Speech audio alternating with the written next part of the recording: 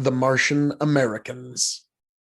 For several hundred years, Mars remained as a backwater, prospering but still dim compared to the splendor of Earth, which was glowing brighter than ever before. Thanks to the relocation of environmentally demanding industries to Mars, Earth could usurp everything without having to damage its tired biosphere. This was the terrestrial heyday, the climax of economic, cultural, and social development on old Earth. This, however, was not to last. Like the gradual separation of America from her colonial mother, the governments of Mars adopted a new Martian identity. They became the Martian Americans. The difference between Earth and Mars was not only political. A few generations in the lighter gravity gave the new Americans a spindly, lithe frame that would look surreal in their old home. This, combined with a certain amount of genetic engineering, took the Martian separation to a new level. For a while, the silent schism between the two planets was mutually accepted, and the balance of power hung in an edgy equilibrium. But the Terra-Martian standoff could not last forever. With limitless resources and an energetic population, Mars was bound to take the lead. Civil War.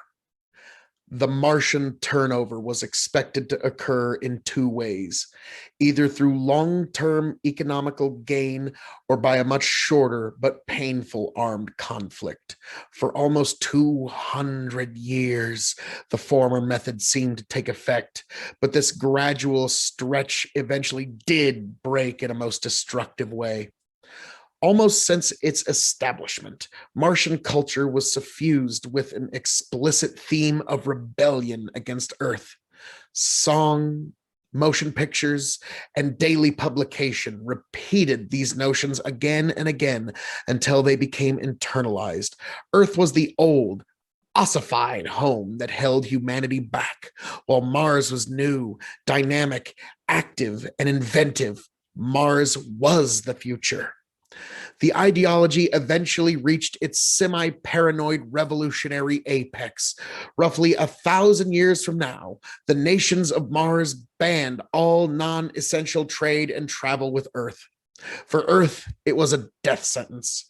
Without the resources and industries of Mars, the terrestrial heyday would quickly devolve into a pale shadow of its former glory. Since a trade of essential goods continued, nobody would starve. But for every citizen of Earth, the Martian boycott meant the loss of up to 3/4 of their yearly income. Earth had no choice but to reclaim its former privileges, by force if necessary. Centuries after her political unification, Terra geared up for war. Most thinkers and fanaticists of previous times had imagined interplanetary war as a glorious, fast-paced spectacle of massive spaceships, one-man fighters, and last-minute heroics. No fantasy could have been further from the truth. War between planets was a slow, nerve-wracking series of precisely timed decisions that spelled destruction on biblical scales. Most of the time, the combatants never saw each other.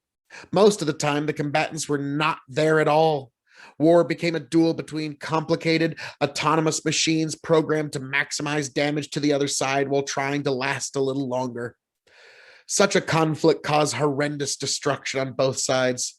Phobos, one of Mars' moons, was shattered and rained down as meteorite hail. Earth received a polar impact that killed off 1/3 of its population. Barely escaping extinction, the peoples of Earth and Mars made peace and reforged a united solar system. It had cost them more than 8 billion souls.